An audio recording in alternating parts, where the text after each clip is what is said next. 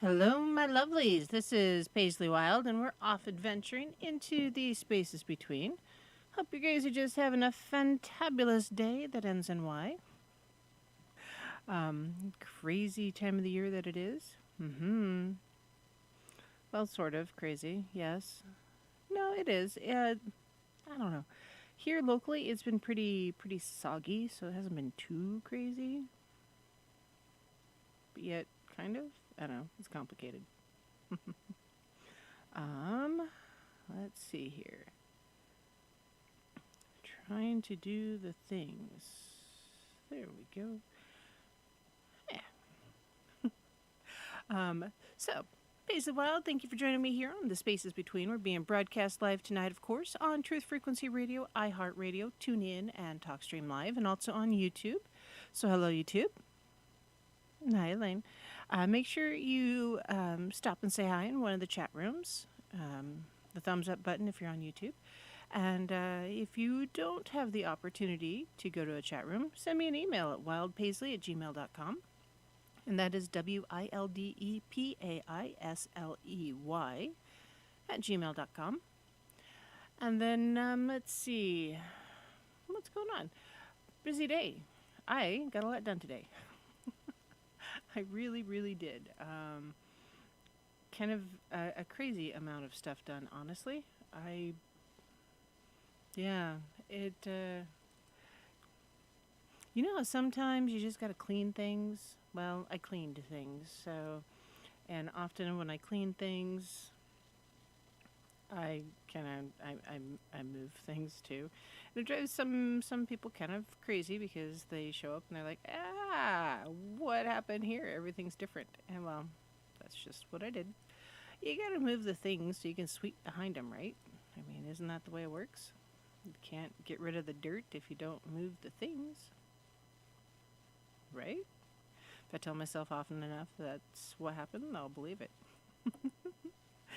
There we go.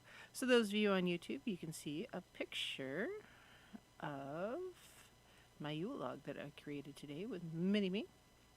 It was a good time. We gathered stuff yesterday, and then we went and created. Oops. Let's try doing that again.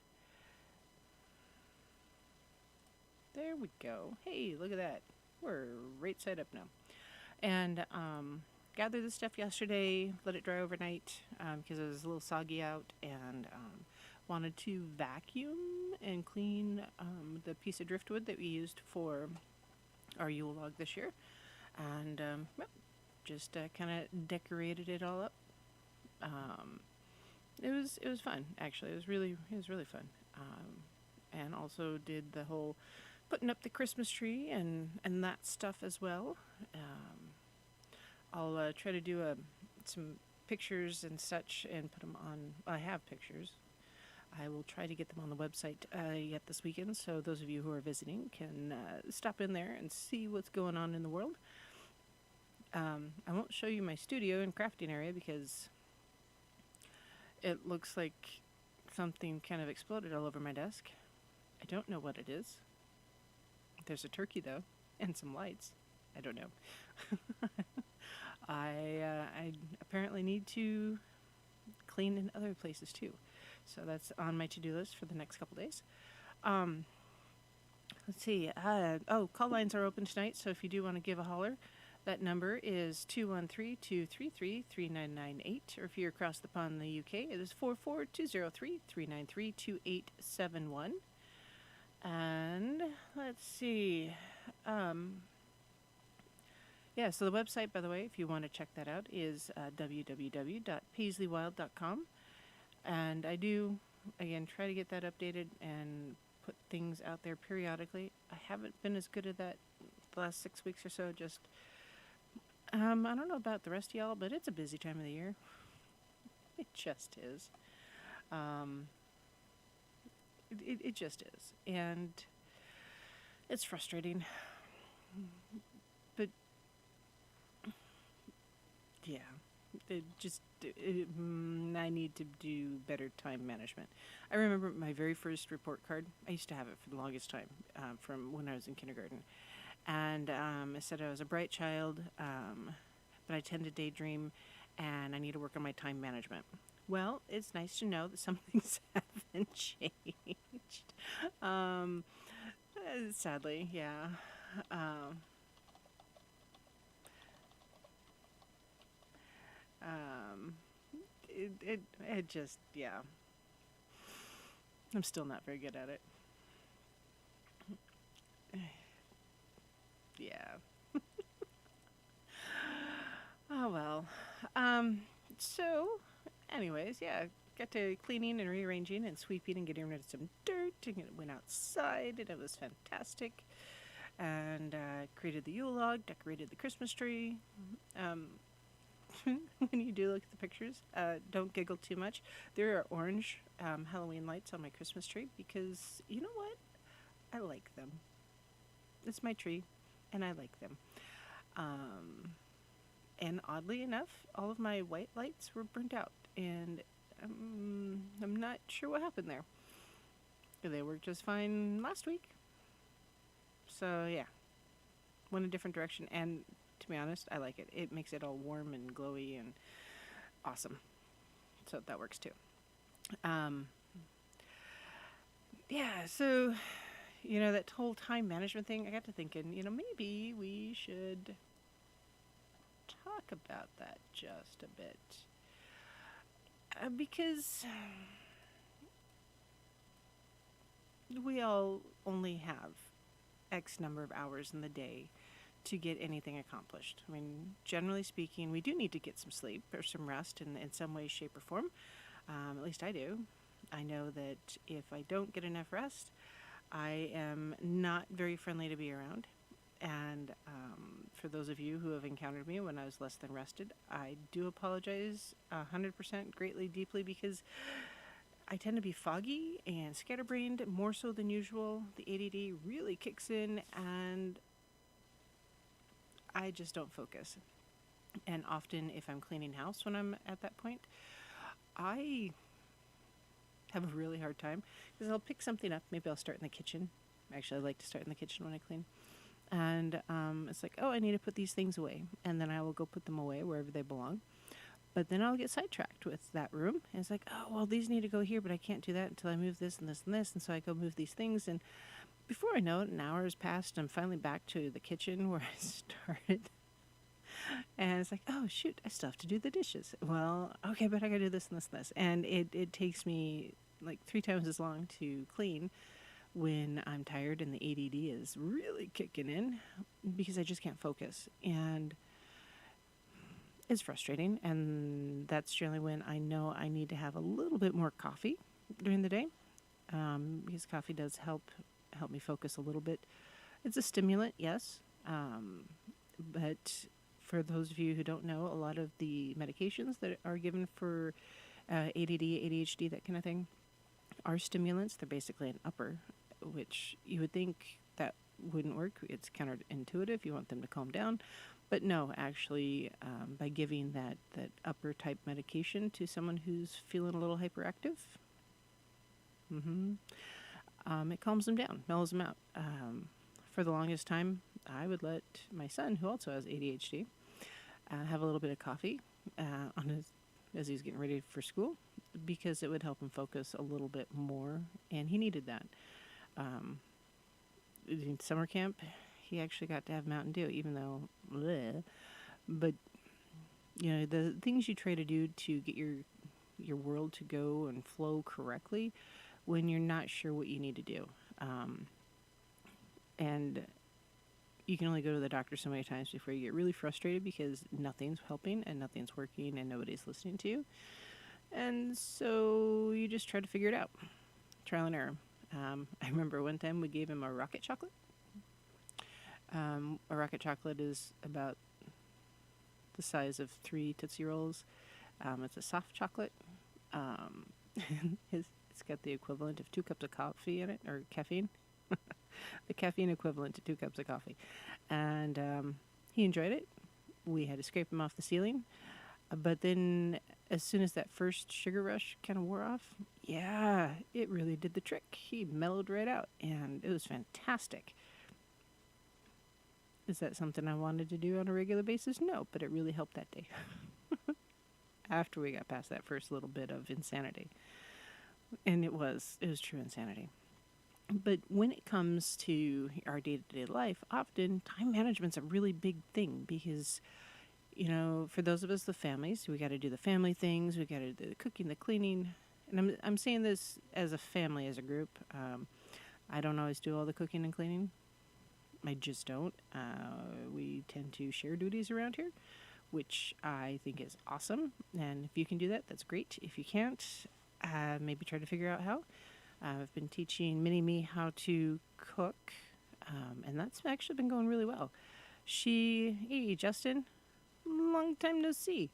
Yeah, Mini-Me, she picked out the meal, and she helped prepare it, and she ate her entire serving of roasted carrots, which I gotta tell you, she refuses to eat cooked carrots generally, but nope, she ate them all down. And it's been a really good experience. So 2 days this week, she's helped me cook dinner. She's picked out the recipe, and she's helped with all the food prep and the cleanup and everything else, and it's been good.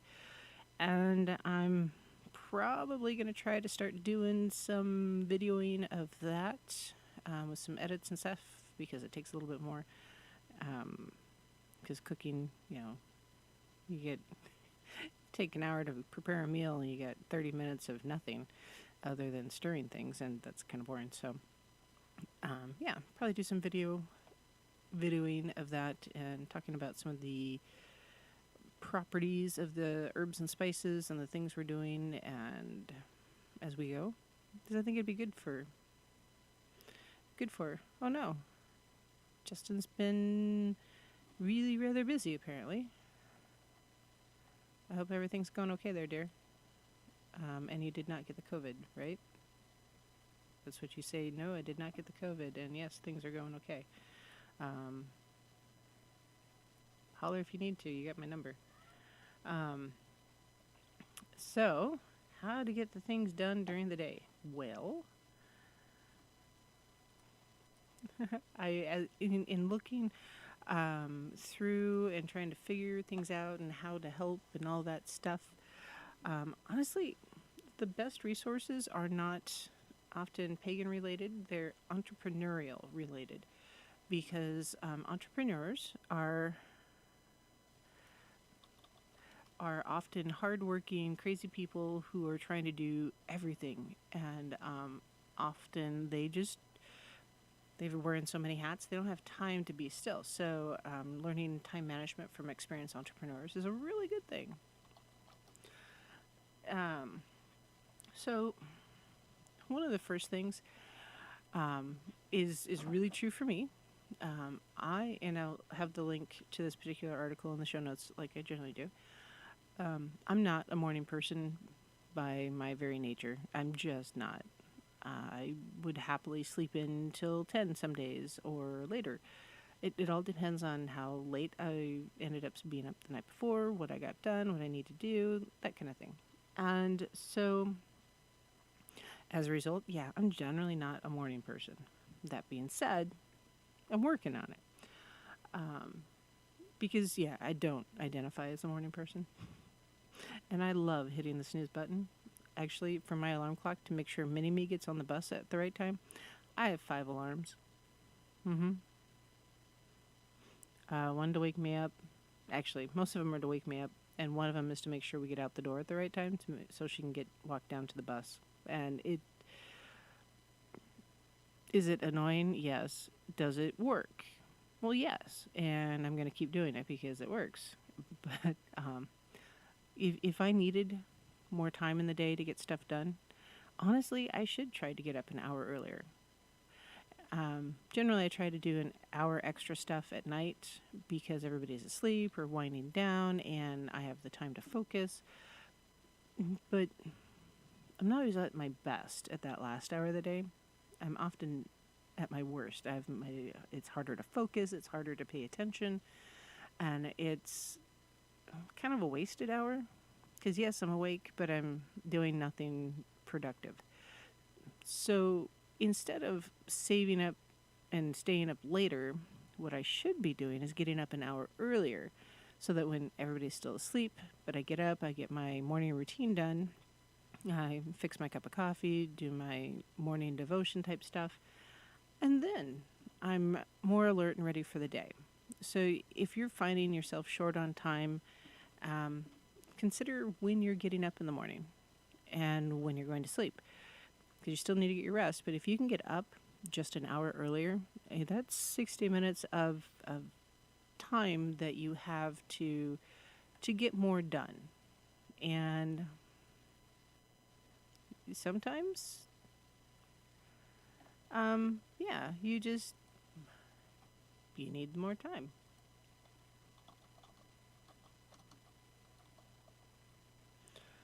And is it frustrating? Yeah, to get up that early. But you know what? Mornings are beautiful. You get to watch the sunrise. You get to see what's going on. You get to listen to the birds wake up. And mornings for me, I've always felt like mornings are absolutely beautiful, and I enjoy them. For the longest time, I wanted them to happen in the afternoon. So yeah, instead of wanting the afternoon and mornings to kind of connect a little bit better, I just need to get up earlier. Another way to kind of make sure that you're focused on getting done what you need to get done for the day, especially since you're already getting up an hour earlier, right? Or even if you're not, if you're getting up at your regular time and you're trying to focus your energy better, excuse me, make a to-do list. And now, these are things you need to get done every day. You should have actually a multi-list. You got your daily to-do list, the stuff you want to get done this week, this month, that kind of thing. And your to-do list needs to be realistic. You shouldn't put things on your long-term to-do list like, I want to reinvent the wheel, or I want to create anti-gravity, or, stuff like that, the big, ridiculous things, because you're going to see that as a big goal and something that you really want to do, and it'll be frustrating because you feel like you're defeated all the time because you're not getting that thing done. It is. So keep it realistic. You don't want to just put things on your list that are going to take 12 hours to get done, because that's not going to work. You're going to see that as, it's going to take me all day to get that done, and I have to do this and this and this, and there's no reason to get started. I'll do it tomorrow. It's so easy to put it off to tomorrow. I do this. I shouldn't. You break it down instead. Instead of saying, I need to, clean the whole house. Well, how long is that really going to take? It's going to take all day.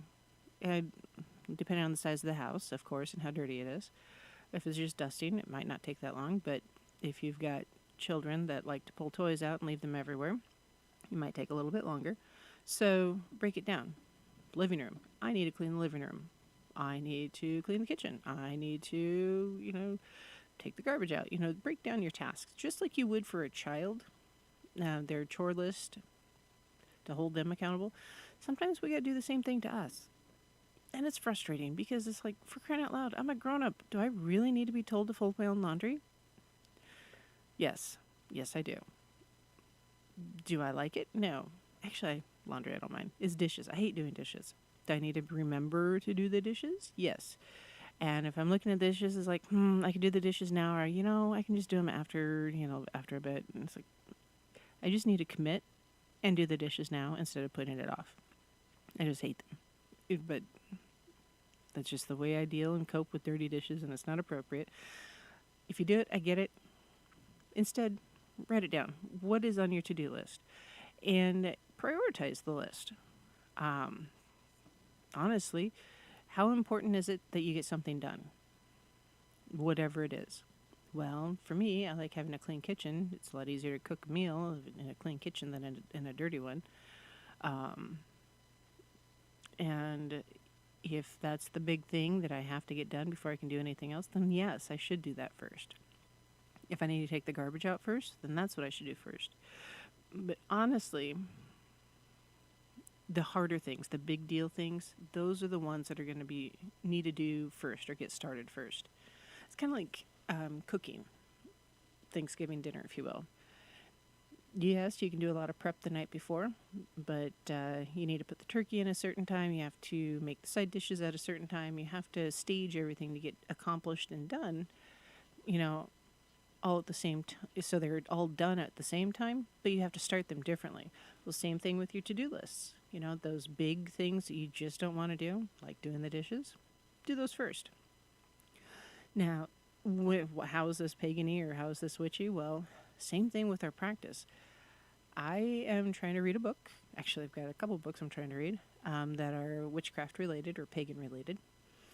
And in a way, it's kind of like doing homework because I'd rather read for fun and entertainment rather than to educate myself. So I have to stop and remember, no, before I can read the fun things, I need to read the educational things. I need to do the educational part first. Just like if you're going to go exercise, you need to stretch first, or warm up, then stretch, then actually do your physical activities and then cool down. Often have another stretch. There's a whole process so you don't hurt yourself. Well, same thing when it comes to, your to-do list. Get those big things done as soon as possible. If it's a multi-step thing, get the first thing going, like doing your laundry. If you have laundry to do, get it started because you can do other things while it's washing and drying, and then you fold one batch while something else is going and doing, and you just keep going, and it's breaking it down. It seems like it's a big thing until you break it down into the smaller tasks. Yeah, big cleaning jobs to do. Yeah, Wanda, same here. I've got quite a few of them. I've had to put some of them off due to mobility issues, and it's frustrating. And I'm feeling kind of okay at the moment, so I'm trying to take advantage of it without overdoing it, which is hard because I just want to overdo it and get the things done. Baby steps, though. Yeah, baby steps. And remember to take a break once in a while. Don't get so in the groove that you do all the things without stopping to get a drink of water, use the bathroom, eat some food, because suddenly you get all done and you're wiped out and you're like, hey, can someone order pizza because I don't feel like doing anything? Break it down a little bit. And yeah, once you get the big stuff done or that biggest task done, the rest of the day I'll actually feel a lot lighter. It just does. So psychologically, getting the big things done first makes you feel better. And if you have to do something like that to help get you into gear, then do it. So the next on the list here is clear off your desk. Well, honestly, a lot of us don't have a home desk. And as I said, this is an entrepreneurial thing. So, yep, out of sight, out of mind, cluttered up desk. If you take a few minutes every day to make sure your space is cleared, I used to, when I worked, before I'd go home at night, I would clear off my desk, make sure everything was put away in the right place so I'd know where I was going to start the next day. And that way when I got to work, I didn't feel overwhelmed by the pile of stuff that might be sitting on my desk. And clutter, often with the ADD mind, makes it worse. So, oh goodness, Wanda had twins. I'm sorry, Wanda. I'd have a hard time with one at a time. I don't know how you did two. Oof. Yes, it does take a lot of energy to do things. And critters, yep, they take time too. Doesn't matter if you have a cat or a dog or a herd of horses. All those chores take time, and you have to take care of the stuff. If you're going to have the pet or the animal, you got to take care of them. So instead of clearing off your desk, maybe focus on clearing off your kitchen counter or the kitchen table. I know that my kitchen table has a tendency to become a catch-all. That's where the mail lands. That's where, schoolworks or, notes and stuff for mini-me shows up. Things that need to be put away, but we're not quite sure where they need to go. Just that sort of stuff ends up being stacked up on one end of the kitchen table. Flat surface disease is what that's called. So instead of, oh, it's break time. We'll be right back. Goodness.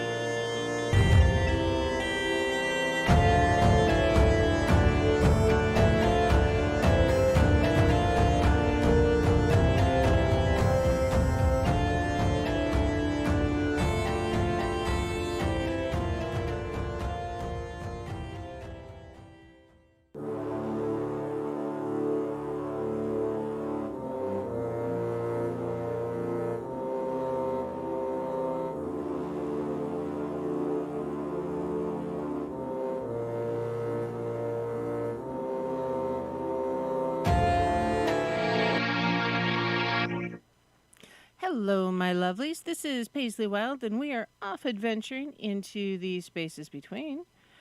And being broadcast live, of course, on Truth Frequency Radio, iHeartRadio, Tune In, and TalkStream Live. And on the next break, make sure you check out iLife.com. iLife is the official sponsor for Truth Frequency Radio. iLife combines the best parts of the non-psychoactive properties of the ayahuasca plant with the high-quality CBD to help support you. Because you know what? Sometimes we just need the support. That's just all there is to it. Let's see. So, I was, ironically, talking about time management, and I just I ran out of time. I lost track of time, but that's okay. Justin in the chat room said, we've got 4 kids, but everybody's out on their own, and they had 10 people on Thanksgiving. That's a crowd. I know what it's like to cook for a crowd, and yes, it's yeah, it's amazing. How much prep you have to go into to cooking for a large group of people, especially if it's not a potluck and they're bringing their own stuff. So, anyways, we're talking about how to manage time better. I've got a list here from an entrepreneurial or entrepreneur.com website, and you know what? Some of the best ideas come from entrepreneurs rather than people who just kind of try. We keep doing the same thing over and over again, hoping for a different result. Entrepreneurs are doing something different. So I was at clean off your kitchen table. Actually, clean off your kitchen table, your dresser, your bathroom counter, something somewhere that tends to get cluttered. I know, as I mentioned just before break, my kitchen table tends to be a catch-all, flat surface disease, however you want to put it. And often just by cleaning off the table, it makes everything feel brighter and bigger in the room. And it helps me keep going, and boost myself forward. And often a third of the stuff that ends up on the kitchen table just hanging out and waiting for someone to look at it should have just gone into the garbage. That's all there is to it. Another way to get your butt in gear is to, since you're getting up early and all that, go exercise. Now, I do not resemble this remark because I'm not very good at exercising first thing in the morning. It's hard. If you're having problems sleeping, often you're not getting enough physical activity, and so your body isn't physically tired, so you have a hard time going to sleep, so you wake up tired, and it becomes this vicious cycle of just exhaustion and not getting things done. Well, if you can get some exercise in the morning, it'll get your blood flowing, it'll put you into a better mood, you'll be more productive, and you'll actually feel tireder or more physically tired at the end of the day, so you'll sleep better too. And a higher quality sleep means it's easier to get up the next day. Is it easy? No. But it's good. And often, like for myself, meditation first thing in the morning is good. I just cleaned my living room, so I've got actually a really good spot right now for meditation or yoga or something like that. And I'll probably try to be taking advantage of that just because I know I need to do a little bit more. I have some weight loss goals in my world. And in order to achieve them, I actually have to, just like everybody else, I got to do the thing. Sadly, there is no spell or ritual for weight loss. You can't just wave a magic wand and hocus pocus or, what is it, polyjuice? Is that what it is? That Harry Potter drinks to change and look like somebody else? Yeah, polyjuice, I think is what it is. Nope, not so much. Doesn't really happen. You can't just change your shape like that. So, yeah, got to do the work. And morning yoga, going for a walk or a run, it doesn't even have to be a really big deal or a big exercise. If you have an exercise bike or a regular bicycle, ride for 15 to 30 minutes, you'll feel better. You just will. Another thing that you need to really get your day flowing and keep it functioning well is have a system. Do you have an organization system of some sort? I mean, we should. Whether you're writing things on the calendar, you've got the to-do lists, sticky notes all over, whatever it is. Often knowing what your commitments are for the week keeps your schedule flowing better. Almost every single cell phone out there now has a calendar app of some sort. If they don't, there's one you can download. Often they're linked to our email addresses, and a lot of emails have calendars within them as well. It's an excellent place to save your doctor appointments, your meetings, your school appointments, whatever it is. For me, I make sure I've got the full moons in there and the new moons, like of the holidays,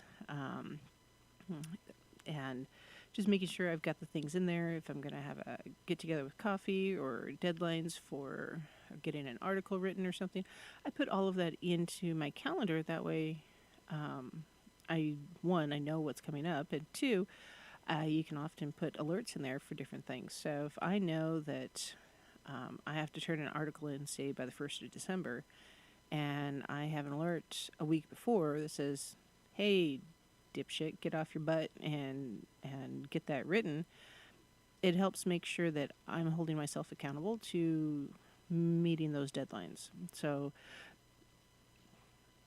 that's a big deal. Sadly, self-published, I'm a little slower. Apparently, I'm not holding myself accountable enough there. But writing for someone else, yep, that one's getting done. But if you go on my website and you're wanting like a tarot reading or a dream interpretation or something like that, I set up a time with you and we talk about it and we go through and I'm committing that time because if that's something you want or need and I'm gonna help you out, then yeah, I need to do the thing, and I'll put that in my schedule just to make sure that I don't lose track of it. Same way for my daughter's school functions and everything. Yep, that goes into the calendar. For Veterans Day, her class got together and or her age group, I should say, sang a few songs, pro-America type songs, which is cool. Unfortunately, due to COVID, parents weren't allowed to go to the school, so it was live streamed on YouTube, on Facebook. So I didn't have quite the same travel time to get there, but I had the pop-up alerts to make sure that I was able to watch those live streams and share the links to friends and family all over the country, which was kind of cool because, like, my mom lives 1,000+ miles away.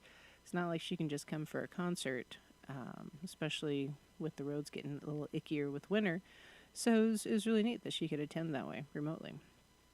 And just keeping track of your commitments, whether it's personal or medical or work-related or ritual-related, it'll help you stay in control of your day-to-day activities, and it'll help you know what is truly the most important thing to get done today, whatever that might be.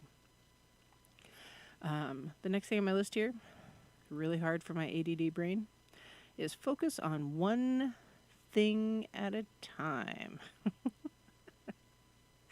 It's so hard. Hi, Justin. To focus on one thing at a time. It really is.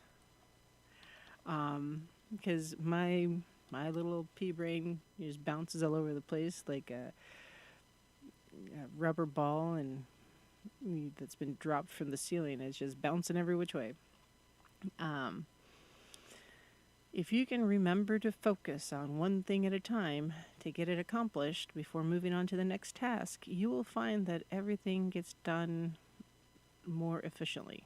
So those days that I'm trying to do things with the ADD brain really kicking my butt, it takes twice as long to get stuff done, at least. Sometimes 3 times as long. And it's frustrating because once upon a time I used to multitask like nobody's business in a work environment. These days, not so much. And looking back, it's like, how much more efficient would I have been if I hadn't been so busy multitasking and trying to do everything at the same time? I probably would have been a lot more efficient. And, it's actually hard on your brain to multitask.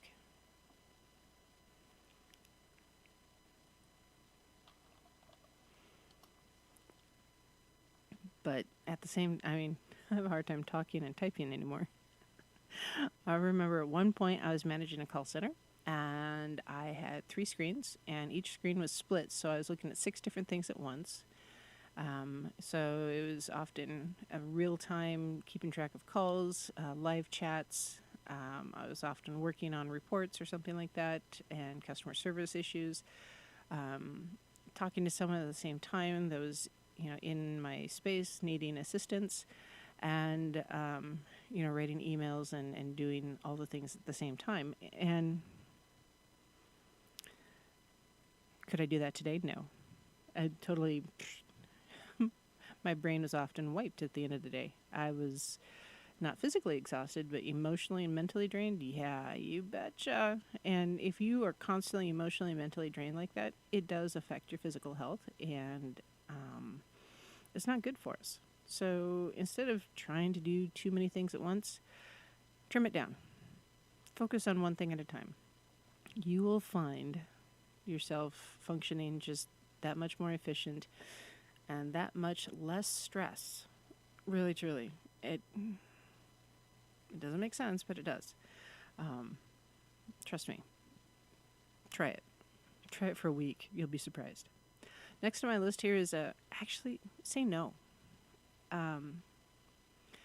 I know for me it's hard to tell others no that need help. Or if someone has a question, I do my darndest to answer it. Or if other people need help, I try to do it or try to give it, often to the detriment of my own personal health and well-being. Or I end up sacrificing time that I should have been spending with my family to spend with someone else. And, you don't get that time back. And so it's important to say no. 2 years ago, I was really active in some other social media platforms, and I was doing a lot as like a full-time job almost. I was doing so much. And I had to stop all of it. I basically turned all of it off, and I took a time out. I just couldn't do it all. And it was affecting my mental health. It was affecting my family health. It was affecting my work health at that time and my physical health. And it's like, no, I'm doing too much. I got to back off. I have to learn how to say no. And it's hard for me to say no. I will be volunteering with a hospice locally for final rites or last rites and that kind of thing for people who who request a non-Christian religious personage. Yes. And I want to help and I want to give back to the community and do that. I think it'll be good for me personally. At the same time, I really thought about it a lot before I committed. Because you don't know how much time that's going to take, just like if someone asks me to do a ritual for something, it's like before I commit to it, I have to really stop and think, how much time is this going to take? And am I really going to be able to do it to the best of my abilities? Now, if you have a lot on your plate and someone says, hey, can you do this thing? You're like, yeah, I can do that because you have that skill set. Before you commit, ask yourself, are you going to be able to give it 100% or are you going to not? Just like joining a book club, which I'm part of one to make sure I'm reading something that's good for me. I have to hold myself accountable, and I was very upfront with that at the very beginning. It's like, no, you got to hold me accountable to make sure I'm doing the reading because otherwise I'll flake out. And that's on me, trying to change my behavior patterns, if you will. Say no. It's okay to say no. And regardless of how somebody might make you feel when you say no, they need to just accept it and deal with it and move on. Because you have every right to not do all the things all the time. Period. And if you say no and you don't have as much on your plate, next thing on the list, you actually get better sleep because you're not stressed about all those things that you didn't get done to the best of your abilities. It's kind of like doing flowers for a wedding. Can I do them? Yes. Will they look great? Yes, if I stop and commit the time. If I don't stop and commit the time and half-ass it, well, they'll look like half-assed wedding flowers, and who wants that? So, pay attention.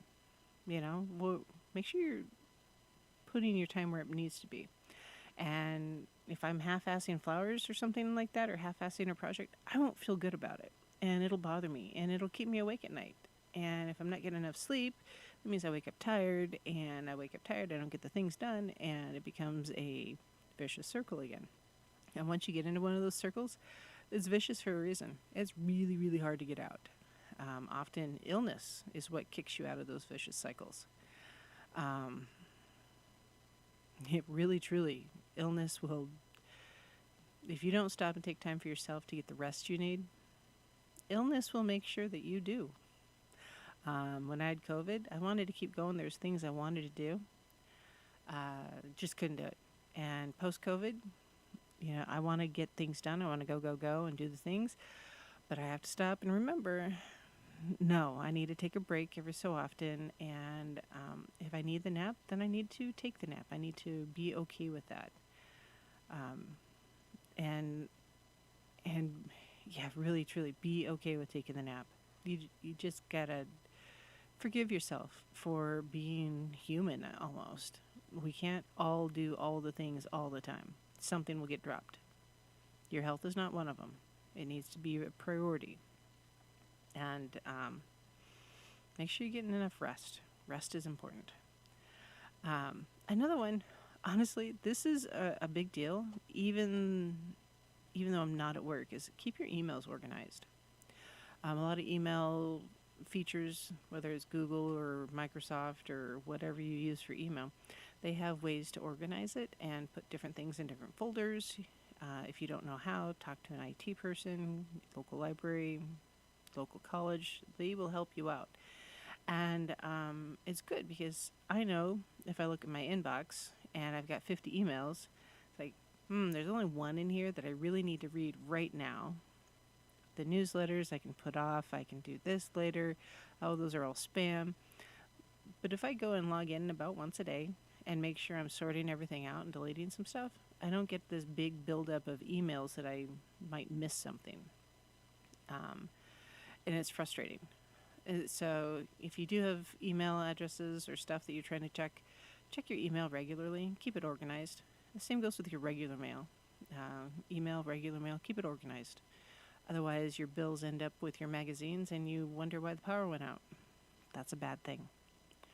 Another thing to do during the day, if you're trying to get stuff done, turn off social media. Walk away from it. Is it hard? Yeah, it is. Twitter, Instagram, TikTok, Facebook. Oh gosh, there's so many different platforms out there now. They will suck the life out of you and take time that you should be doing other things. It's frustrating. I will often, actually, contrary to popular belief, I will set my phone down and walk away from it.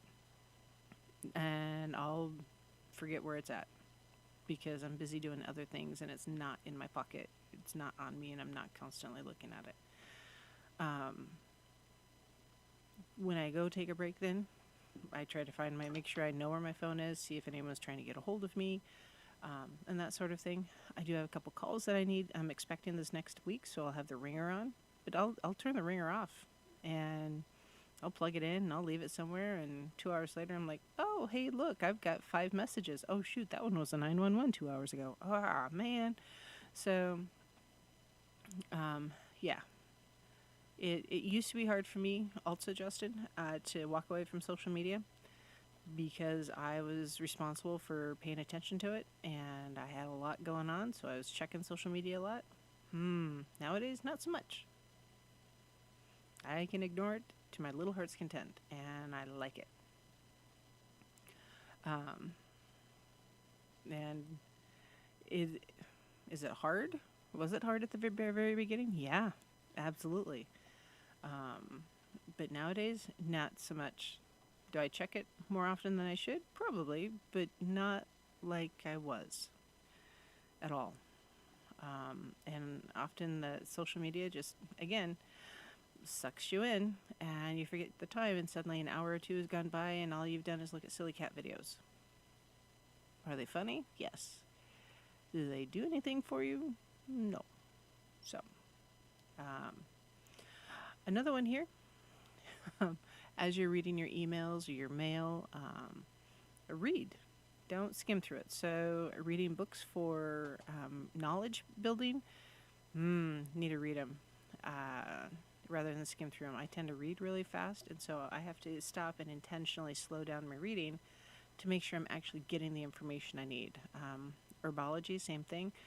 There's a lot of stuff out there that if you gloss over all the bits and pieces in the middle, you're going to miss out on why you might not want to take something or what it has a negative reaction to. So yeah, don't rush through the reading. Take your time. Read the article so you have the information. Read the book so you have the knowledge. If it's a blog post, read it and then go through and check the sources, whatever it is. Make sure that you are actually reading to put the information in your brain rather than just skimming through and then coming back. Because if you skim through and come back, you're going to miss things. I've done it. It's frustrating and I don't like it. Scheduling your day is another big one. So for me, and I need to do this better, I need to set aside X number of hours every day to make sure I'm working on books or writing or something like that. And that's all I do. I don't look at anything else. I don't research anything else. That I'm actively working on those projects. Whether it's crafting in the crafting area or writing in my book or journaling even. Whatever it is, I need to remember to block out time to do that. According to some researchers, it takes about 15 minutes to refocus after you've been interrupted or switching your attention to something else. So that's why when you're multitasking and doing so many things at once, often when you're trying to do that, it takes 15 minutes to connect that task you're trying to switch to, and then you're back and forth. So 5 minutes here turns into 20, and then that's over there's 20, and then, oh, there's 30, and suddenly your day's gone, and it's bedtime. And you're tired, and you didn't get anything done. So block out the time. And during that time, make sure, you've got the social media off. You've got the distractions put away as much as possible. Now, I'm at home a lot, and I've got 3 cats and a dog. Never fails. The moment I'm in the groove doing something, the dog has to go out, or nature calls and I have to go potty. It's frustrating. Justin says that his poison is podcasts. He listens most of the day. They're all educational, but he also needs to let his brain rest more. So dreams are a little odd. My dreams have been odd too. I get it. I had a doozy this morning. Apparently I need to put more moonstone in my pocket is what that one meant. But yeah. Our brain does need a certain amount of downtime. I actually tend to turn the radio off in the car when I'm driving just because I need that silence, that not focusing on something. Even if it's just white noise in the background, I need silence at some point. That's just how I recharge. And it's important to learn that so that you have it available to you. So if you're writing or you are crafting or you are meditating or whatever it is, spending time with your family, make sure you are blocking out that time and trying to limit your distractions so you are truly focusing on those things. And if that means you hang a sign on the door that says, working, please don't knock, then do it if you're at home. Or when I was managing the call center, I blocked out my time. This is when you guys can come to me for questions. This is when I'm working on reports, and you cannot interrupt me. Because, if you're looking at budgets and numbers and ROIs and all that stuff, you need to not interrupt your brain because your brain will get grouchy if it does. That's all there is to it. So, breathe and stay focused. If that means you're in the groove and cleaning your kitchen, even though you're only going to do the dishes because your favorite coffee cup was dirty, next thing you know, you're doing the dishes, you got them all done, you got them put away, you've got the counters all wiped down. Oh, wait, I'm going to sweep the floor. You mop the floor, and an hour later, you're like, whoa, I got a lot done suddenly. It's okay. It's good. It's very, very good. So, on that note, before I continue on, we're at the top of the hour. We're going to go to break. When we come back, I'm going to do some singing bowl. And while we're on break, check out iLife.com or PaisleyWild.com. See what's going on in the world. And we will be right back as soon as I find the right button here. There it goes.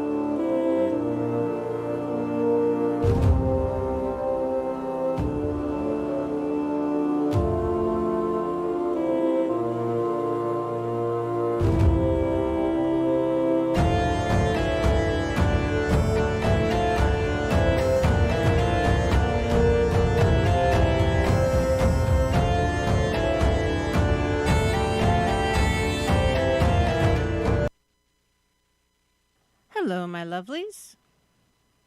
This is Paisley Wild, and we're off adventuring into the spaces between. Hope you guys are having just a fantastic day and doing the things you need to do. Yeah. Let's see. There we go. Okay, maybe that'll go away. Oh, what do you know? Finally, it went away. So, we need to do some singing bowl.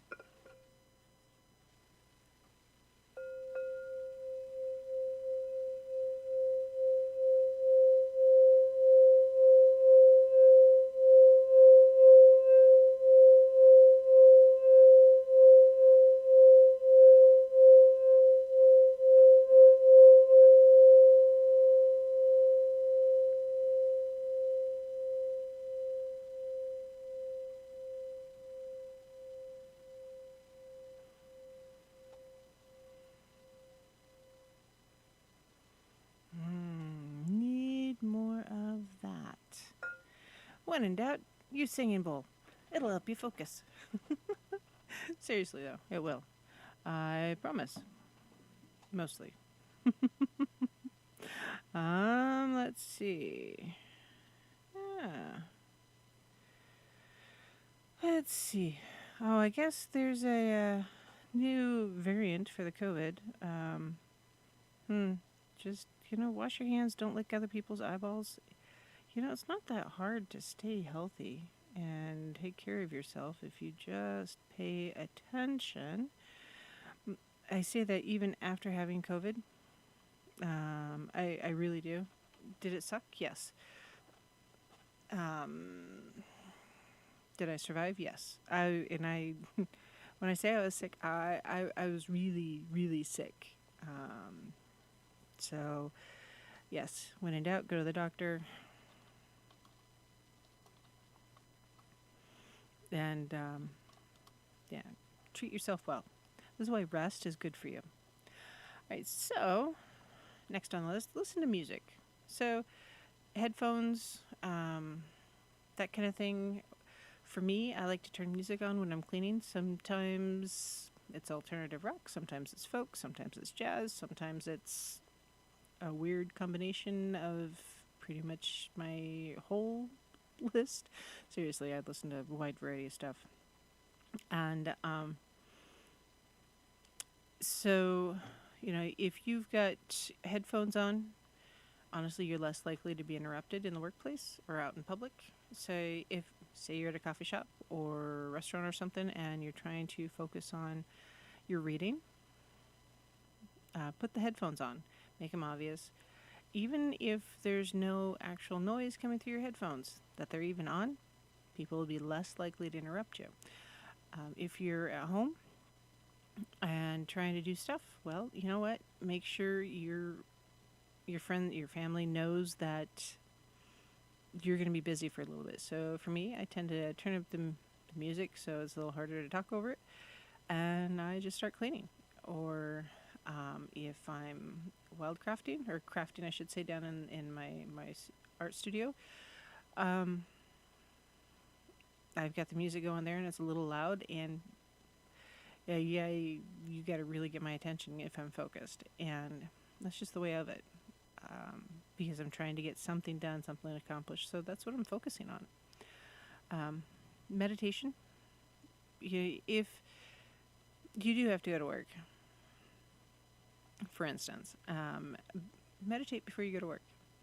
Saying that you're getting up an hour earlier, right? So take the time to focus and meditate. Clear your mind. I'm not saying stop thinking about stuff. I'm saying clear your mind. Do the steps to find your focus and focus on what you want to get accomplished. Your to-do list, that kind of thing. Because there's going to be challenges. UPS guy is going to knock on the door. The dogs are going to get out. The fence is going to break. Things happen all the time. And it's frustrating. And you can't really plan for some of that stuff to happen. You just can't. And so instead of being stressed about it, what can you do to meditate it? Well, kind of rough out some plans during your meditation. It's like, well, if this happens, I can do this and this and this instead. or rearrange your day or whatever it is to help you focus. Eliminate unnecessary meetings according to this list, but just unnecessary things. I know when I worked in the corporate world a little bit, it seemed like I had a meeting every day, and a third of them I had nothing to include, and there was a third of them that I was included, but I don't know why, and it was frustrating. So, in our day-to-day lives, if you're at home and instead of going into the workplace, do you really need to go to that doctor appointment, or can you phone it in? Or that, meeting that you need to do with your publisher, for instance. Can you just do a Zoom conference instead? Is there something you can do to help prevent the downtime of going from one place to the next, and trying to keep that focus in? Is it always going to be easy? No, often it's not going to be easy. It's going to be hard. Can you get it done? Yes. Yes, you can. So just take a deep breath and eliminate the things you don't really need. I try really hard to make sure if I have to go into Coeur d'Alene, I try to schedule as many appointments that day as possible. That way I don't have to make 4 trips to Coeur d'Alene. I can do it in 1. Wouldn't that be great?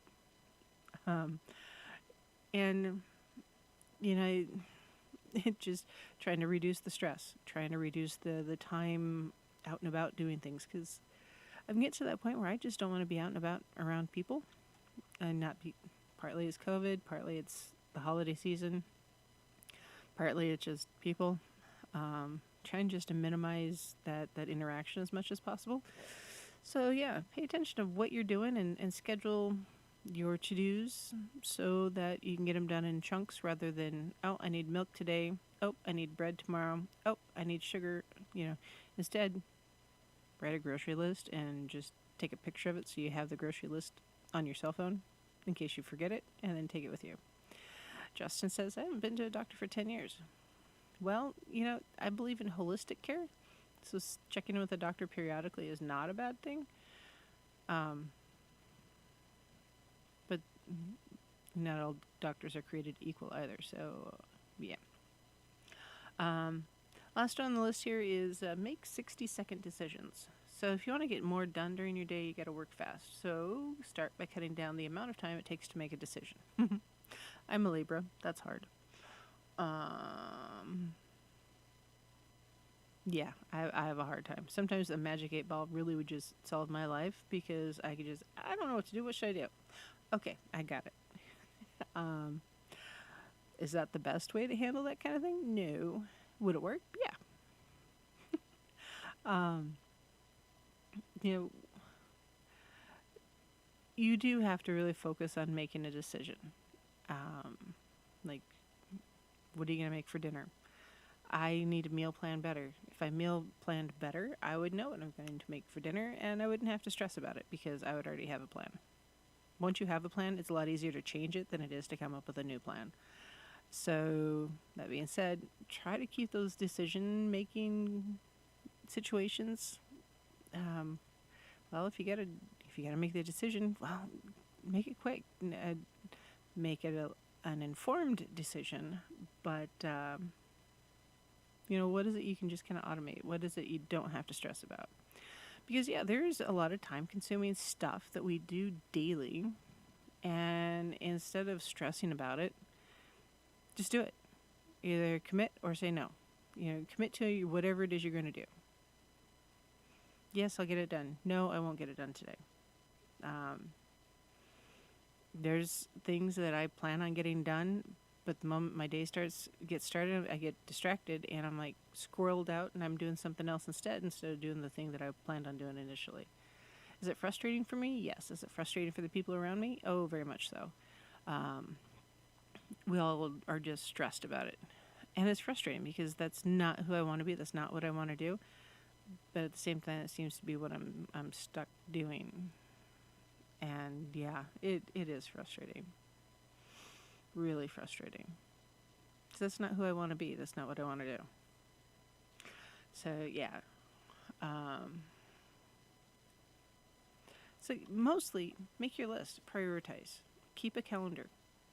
Some things you know you're going to do every day, like I have indoor cats. Every day the cat box needs to be done. Do I like doing it? No. Am I glad when it's done? Yeah. So why not just get it done? Why deal with it? It's a lesson that I've tried to teach my kids. They have not learned equally, but then I've not learned equally even. So I guess just do the best you can. And yeah, if there's something big you need to get accomplished, get all the little stuff out of the way the day before so it's not going to clog up the following day so that you have time to do that big thing. Like today, I cleaned the kitchen and living room, dining room area, put the tree up, Christmas decorations, made a Ulog, all that stuff. Today. Was it a big thing? Yes. Because I was moving furniture so that I could sweep and vacuum. Did I have to modify the way I move furniture because of my mobility issues? Yes. Yes, I did. Is it frustrating? Yes. Yes, it is. Do I have to take more breaks? Yes. Yes, I do. As a result, I have to budget a whole day to do something that would have only taken me 2 or 3 hours. And it's frustrating. But I have to be okay with it. And you know what? Like rearranging the furniture so I can get the house clean. It needed to happen because when you rearrange the furniture, you know what? It makes you feel good. So, there's, speaking of psychology, because the psychology experts apparently don't have enough to do on a given day, anyways. They did a study, actually, a couple studies, that when you make an impact on your environment, either sorting it out and arranging it or, clearing out the clutter, lifts your mood, gives you a sense of satisfaction and effectiveness, and you feel like you're accomplishing things. So this is why cleaning off the kitchen table or the counter or, cleaning your bathroom, whatever it is, it often seems like it's a small, little, stupid thing. But in reality, it's that nudge, that big step. So because I've been doing some stuff, I've not had my altar up for a while, and I've really been noticing its lack. In rearranging today, I was able to freshen up my space, and I started putting my altar back together the way I want it, and it makes me feel good. It makes me feel good. It makes me feel like I've accomplished something, something tangible and physically obvious. Now, sometimes if I rearrange my furniture a certain way, it just seems like I'm closing off the energy and I need to put it back. And sometimes I just don't have the energy and I have to wait for a bit to put it back. And it's frustrating, but sometimes you have to rearrange things to liven up that energy. And when it comes to cleaning, whether it's fall cleaning, spring cleaning, when you're moving bigger pieces like your couch, for instance, or your china hutch or your recliner, it gives you a chance to clean out underneath. So I moved the piano, and I found that one of the cats has a small addiction to lids, like soda, Powerade, energy drink type lids. So there was a small stash there along with some hair ties and some pipe cleaners that I wondered what happened to them, but now I know. And there's also a lot of dirt and a couple feathers because the little silly kitty stole the feathers. And I was able to clean that all out, and it felt good to get it cleaned up and tossed out. So whether it's cat toys or crumbs or dust bunnies, whatever it is, getting that stuff picked up and out feels good. Kimber, our boxer, she really got a charge because we put all of her chew toys back in the basket because we found them all because the cat stole most of them and stashed them under the couch. Well, in getting everything sorted out, we found them all, put them back in the basket. And so she spent about an hour this afternoon laying on her back in the living room, rolling around, chewing on her squeakies. And she was very ecstatic, chewing on her squeakies. It was good. It was a good time. And I took a video, and it'll be up on Facebook at some point. Because it was freaking hilarious. Because she was just being a goofy boxer the only way that goofy boxers can be. And Justin says, find all those old cat kills. Yeah, there's that too. I remember one time when I was a kid, we had to move a stack of lumber. And it was an uneven stack, and we pulled the top layer off and went to do the next layer. And here my cat had left this line of chipmunk tails. It was like her trophy room. There's probably 15, 16 chipmunk tails underneath the stack of firewood where she had eaten them. Is it a little macabre? Yes. Is it kind of funny? Yeah, it is. Because, yeah, it's like I didn't know we needed to keep all of that stuff. Thanks there, kitty. Yeah, so yeah, rearranging your furniture often does give you a chance to freshen your space and just clean, because debris happens and it falls down in the strangest of places. And yeah, cleaning like that also gives you a chance to purge, get rid of stuff. I threw away stuff today. Anybody doesn't believe me? I'm sorry, but I did. I threw it away. I vacuumed the rugs. I moved things around. I put some pictures up that I had taken down. It just felt good. It did. It felt good. And, on a structural side, if you rearrange your furniture, it redirects the traffic patterns in your room. So the wear patterns adjust slightly to your flooring, so it can extend the life of your carpet or your hardwood floors. Just so you know. But yeah, it felt good. And so for my own mental health, rearranging the furniture and cleaning felt good. Am I going to feel it in the morning? Yes. That part I will not feel good about, but I can't whine too much about it because I feel pretty good about what I got accomplished. And it looks like I got rid of a bunch of things because the space feels more open. The feng shui is definitely flowing now. But I didn't. I got rid of a plant stand. It's tucked outside now. That's it. And I cleaned up some of the plants that needed cleaned up and fixed it so it's a lot easier to water my plants now. Which, you know what? And that's a good thing. So, when it comes to organizing your space, there are some really good reasons. So one of them, fatigue actually, when it comes to your living space, you can become fatigued by the way your space is set up, and it's weird. And clutter actually can create stress, and it distracts us, and it increases those stress hormones. Oof, yeah. I wish I had a fire. I want a fire. It's been raining. So I can't have a fire because I don't have anything that'll catch fire right now. I'd have to gasoline bomb something, and I'm not going to do that. It's not safe. So, yes, a fire would be fantastic. Also, clutter often kills your urge to create. So if you are feeling very stymied, maybe you have writer's block or artist block, if you're trying to create something and your brain is just like, not happening, look around where you're at. Is it cluttered? Because often a cluttered desk space indicates a cluttered mind. You've got so much going on in your brain that you just can't focus. And now, I live with other people, so I'm not the only one causing my clutter. So I have to really be on top of organization. So, like, I have a basket. It's like about the size of a bushel basket, but it's a rattan. And that's where my daughter puts her backpack for school, her gloves, her hats, her scarves, and her backpack with her gi in it for jiu-jitsu. And we always know where that is. And she also has to take care of her glasses and make sure those are put in the right place so we know where they are. And because if she doesn't put her glasses away, the cats steal them. I'm serious.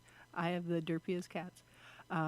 Yeti is a long-haired, fluffy, cross-eyed kitty, and Merlin is a short-haired, silvery gray with slightly darker stripes. And those two cats are head cases.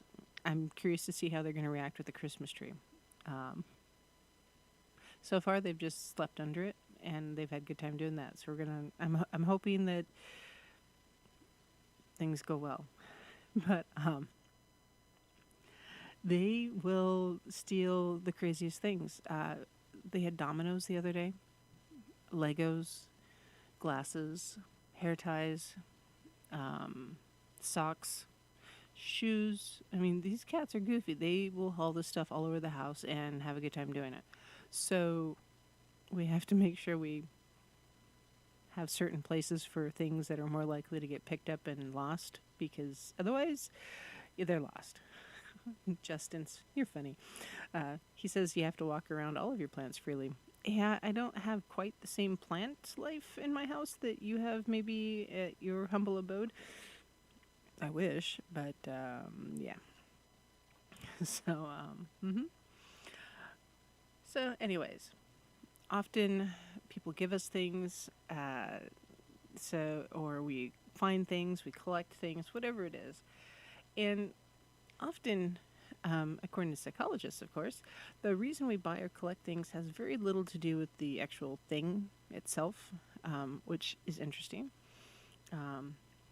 It's often the feeling that's associated with the thing once we get it home. So I have a thing for scarves. I love scarves, mostly because I like to be warm. I have a lot of them. Some are dressier, some are less dressy, some are fuzzy, some are professional. There's a whole lot of scarves. Do I wear them very often? No, because I don't go anywhere. I stay home these days. But I do know that when I was working, often I would buy the occasional new kind of dressy shirt or dress or pants or something, because I wanted to change how I was viewed at work a little bit more, a little more professional or a little more relaxed. It was just part of who I was that I was trying to portray. And so is that feeling. And often, especially when it comes to clothes, we want to buy something that makes us feel confident. And there's nothing less confident than, jeans that don't fit right, or a shirt that doesn't fit right, or shoes that have holes in them. It impacts our confidence. So we want to feel better and feel more confident. And that's often why we buy more clothes. Now, I personally hate clothes shopping, so I have to be forced to buy socks sometimes. I really do. And I will wear the same ratty sweats until they are literally falling apart because they're comfortable, they're broken in, and I don't want to go buy new ones. I just don't. So yeah, often when we're buying stuff like clothes, yeah, we're trying to empower ourselves or boost our own confidence with that new item of clothing. Sometimes new furniture is bought because we're trying to create a sense of bonding or an opportunity to bond with maybe our significant other, maybe our kids, maybe our parents or siblings. We're trying to create a space where people want to hang out and bond together, create those relationships. Sometimes we buy maybe extra baking ingredients because we want to bake more. And if we have more baking ingredients, maybe we'll bake more. Personally, I just bake all the time. I have to remember to get gluten-free stuff if I want to eat it. But this past week, I've made cornbread, I've made banana bread, I made gingerbread. What else did I make? I made something else. But I cook a lot, so I have to make sure I have the ingredients. So that one's not really a motivator for me. It's because if I run out, I'll be frustrated, and there's nothing like running out of paprika and not having any more when you need it. So All right, we're at the bottom of the hour, our last break for the night, and so we're going to do that when we come back.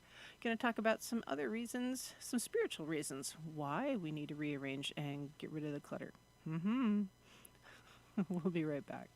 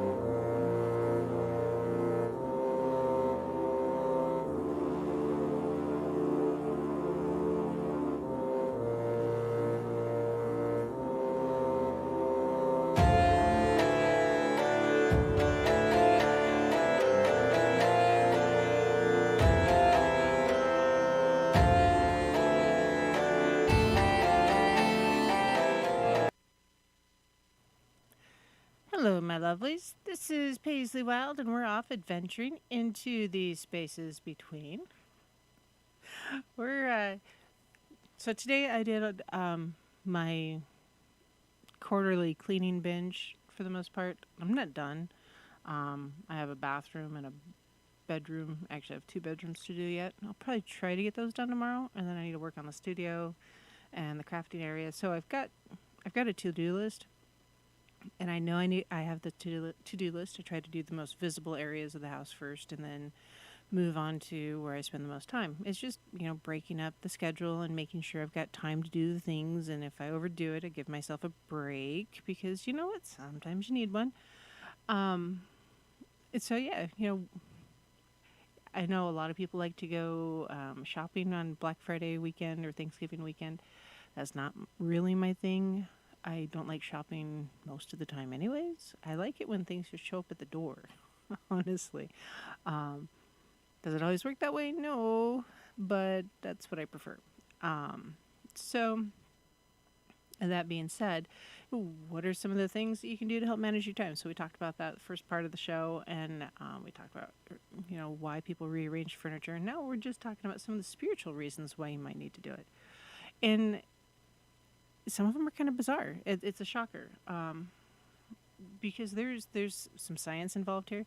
Like buying a new outfit. Do you really need it? No, but it'll help build your confidence, maybe, or it'll make you feel good about yourself. Or, well, for me, I just needed new socks. Whatever it is. But often there's a feeling, and that's the reason why we collect things rather than, you know, we really need it. Um, Sometimes the things that we buy are not because we need them, but because we needed them and didn't have them as a child growing up. So maybe you have a small thing for shoes, and you need to buy all the sneakers. And I know these people. Yes, I've met them and I know them, and it's like an addiction to shoes. Do they really need 10 pairs of sneakers? No. It's just that they didn't have enough sneakers to do the things they needed to do, or maybe they didn't have shoes when they were growing up. And so they're compensating. Um, Not that they really need 10 pairs, it's a compensation thing. If that's the case, therapy will help with that, honestly. Um, I mean, it's not that you need to stop buying sneakers. It's just maybe you need to stop and think about why you're buying all the sneakers. And sometimes we just we enjoy buying whatever it is. We enjoy having the thing, or it gives us security. That happens. So um, instead of buying a new outfit, what do you have in your closet that makes you feel confident, anyways? You don't have to go buy another thing.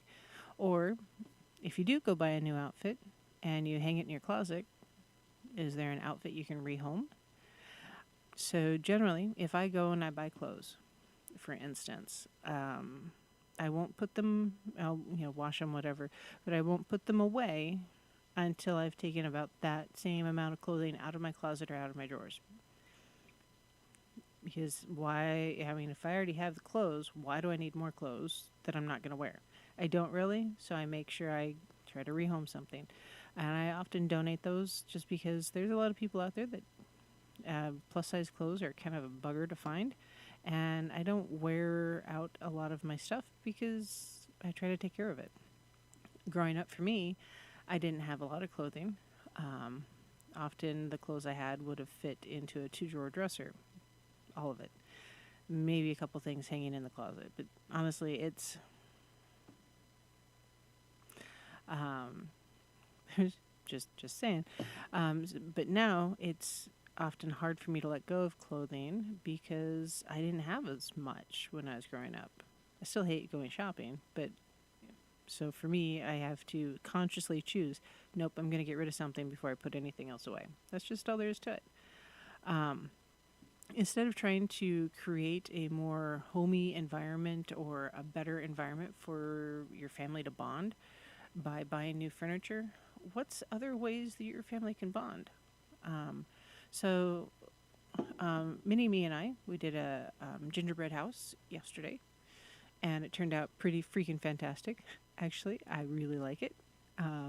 Is it a little heavy and saggy because it's got a lot of sugar on it? Yeah. Is it awesome? Yeah. And it was just a good time that we we did. We rolling out the dough and baking it, and then assembling the gingerbread house and all that. And it was fun. Did I have to buy all new utensils or the special gingerbread kit to do that? Nope. I I made the gingerbread because I wanted to see if I could. That was about it. But if I hadn't done that, we could use graham crackers in frosting, or um, you know, just go to the dollar store and get the chocolate covered graham crackers and some frosting. There's many different ways to create that same kind of experience without having to go out and buy the expensive specialty gingerbread kit. Um, if that's your thing, that's your thing. But you don't have to spend a lot of money to get that same kind of family experience. Like Minnie and I, we've been cooking the last couple nights. Um, it's been a really fun experience. She's been picking out the recipes and having fun with it. So why not keep doing that? It's a good, fun way to be together. And then we sit and we eat dinner as a family, and she really enjoys it. Absolutely every reason to continue doing that.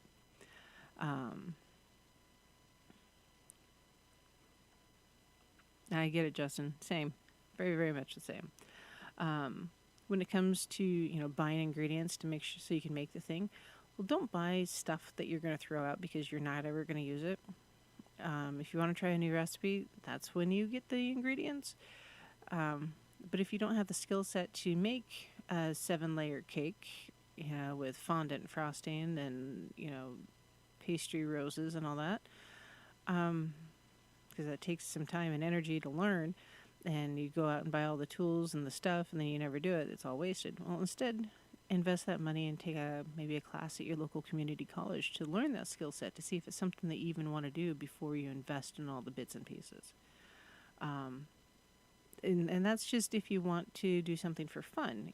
Do you need to know how to do that? No. I mean, yes, we all know that soccer mom who seems to have it all put together. Always looks great. Cakes are frosted, by hand, and they look fantastic. The kids are always clean and they look great. The house is spotless and everything else. It's like the super mom, right? We all know that person. And we all resent that person because we're not that person, right? Well, you don't need to be.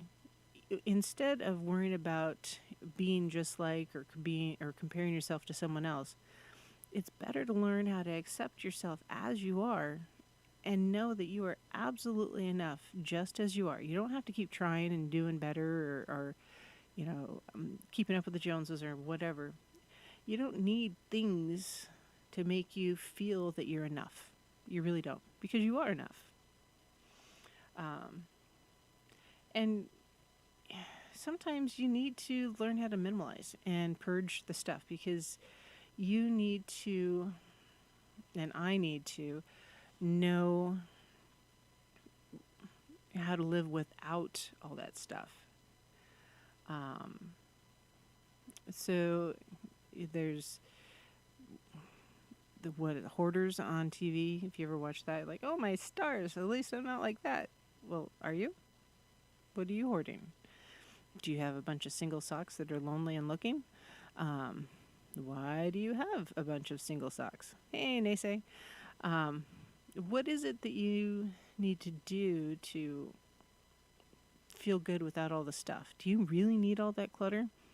I know, in looking in my room, that I have a rather chaotic corner that desperately needs some attention, and that's probably what I'm going to tackle tomorrow because it's bugging me. And it'll make me feel better to get that taken care of. And because that room feels better, it'll boost the energy of the rest of the house, just like doing the main living area with the kitchen and the dining and the living room. Yeah, the whole place feels great. So yeah, it's the feng shui energy, yes, but if that energy feels good, you'll feel good being there. So, how to do it? Well, go room by room. Remember that to-do list? We're writing it down. Room by room. Does the room feel good? Like right now, my living room feels fantastic. My dining room feels fantastic. And my kitchen feels like the dishes need to be done. But still mostly fantastic. I feel energized walking into the living room. It feels good. Justin says, you may need those things someday. Yeah, I know. That's why you put them in a tote and put them in the storage room. When you go into your bedroom, for instance, does it feel like a place where you can relax and sleep well? Or does it feel chaotic and crazy? Mine's feeling kind of chaotic and crazy, so I need to fix that. Because, yeah, it doesn't feel relaxing.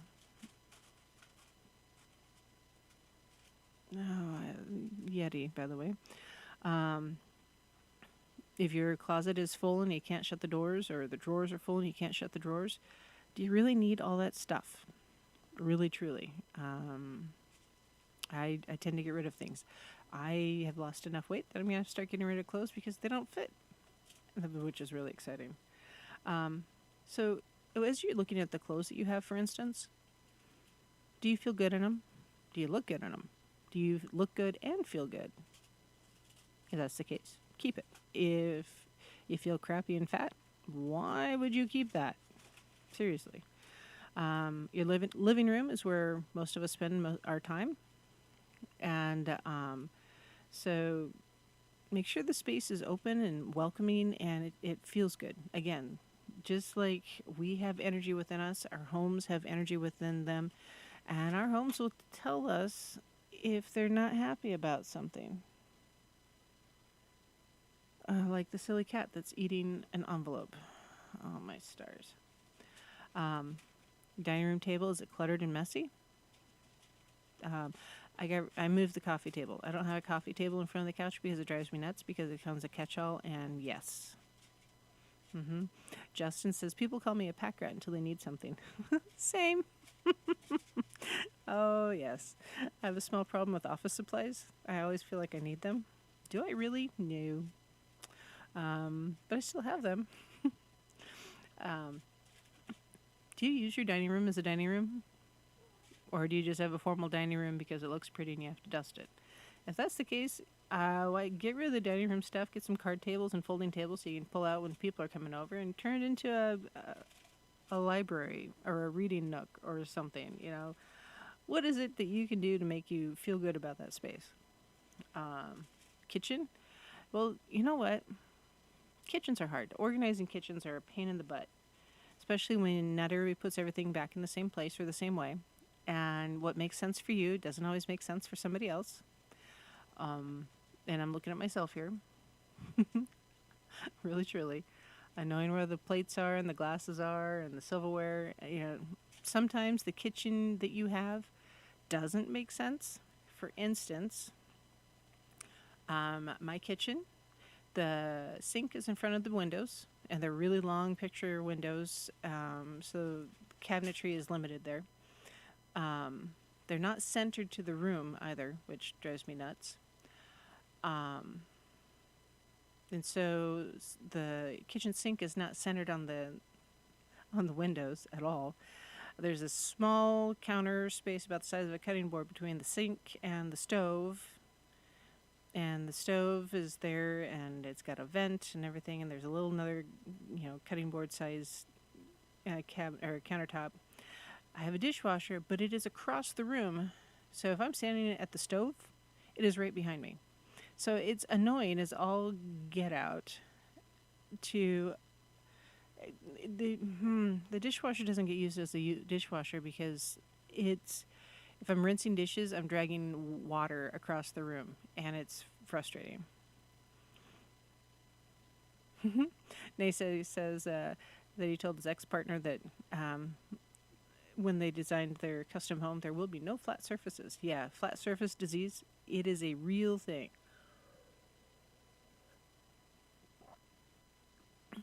And it's frustrating. So often, especially as a kitchen witch, the kitchen is the spiritual center of the home. That's where people gather. Often there's a breakfast bar or something close by. The dining room's generally close by.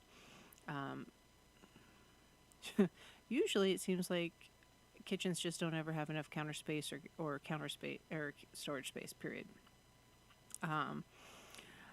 Again, house is weirdly designed, so there's a coat closet in the middle of the house instead of next to any of the doors.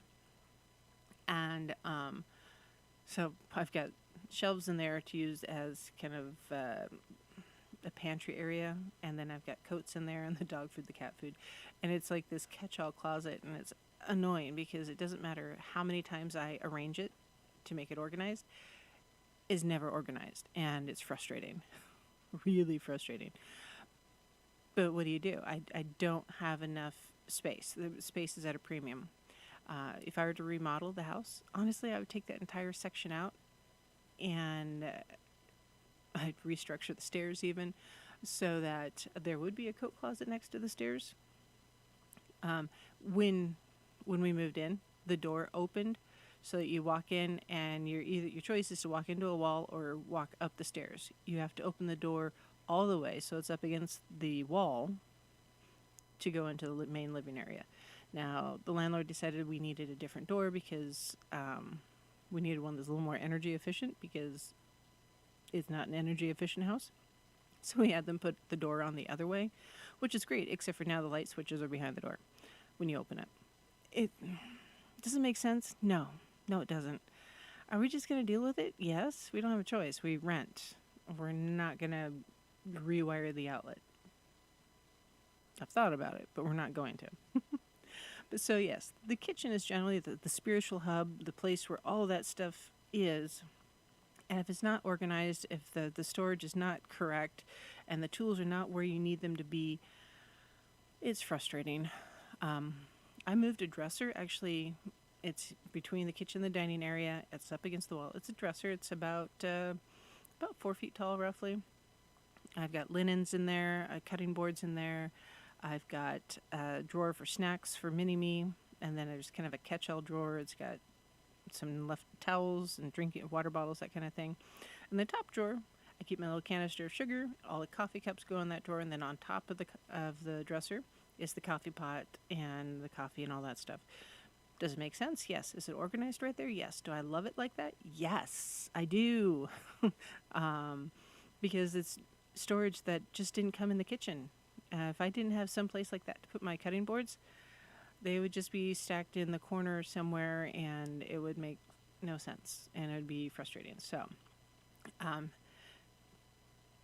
trying to limit the clutter on the kitchen counter is a challenge, because there's, again, counter spaces at a premium. But, what is it you can do to minimize? Do you really need all of those gadgets? I have an air fryer on my counter. Do I really need it there? No. Is it there anyways? Yeah. Do you know why? Because I don't know where to put it. Our dining room table is one of those bar height dining tables. I love it.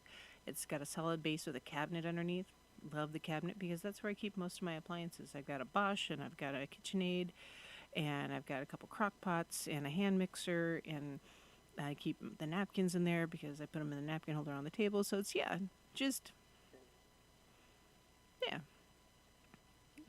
Justin says, you're a witch and you had to use your hands. Yes. I talk with my hands all the time. And I use my hands to do things all the time. I have to. And, it's just, the unorganized stuff just drives me nuts. So I'm going to have to fix the bathroom, or the bedroom next, because, as you're organizing and getting rid of things you don't really need, actually you'll feel lighter. And it'll be easier to meditate. It'll be easier to focus. It'll be easier to focus on your spiritual practice. I know that with my living room set up the way it is, it's really easy for me to sit down, open up my laptop, turn things on, and work on a book. It really, truly is. Or it's easy to go make a meal, or it's in the dining room, doing stuff on the dining room table. It's actually set up pretty okay. But the only thing I'd change right now is I'm not sure I like where the fish tank is, because it's in the dining rooms. You guys are funny. No, I cannot wiggle my nose to get things done. It just doesn't work that way. So, secret to organizing your room and space and your day: only own what fits in the space that you have. if you don't have a dedicated spot for something, how badly do you need it? And I'm as guilty of this as the next person, if not more so. I've got craft stuff spread out the house all over the place. Am I trying to fix that and become more organized? Yes. Is it a slow process? Yes. Because it's not easy to organize some of that craft stuff because, like, well, I've got, 100 pounds of beads. Where are you going to put them so they don't get lost and spilled because I have cats that are jerks and yeah. Yeah, exactly.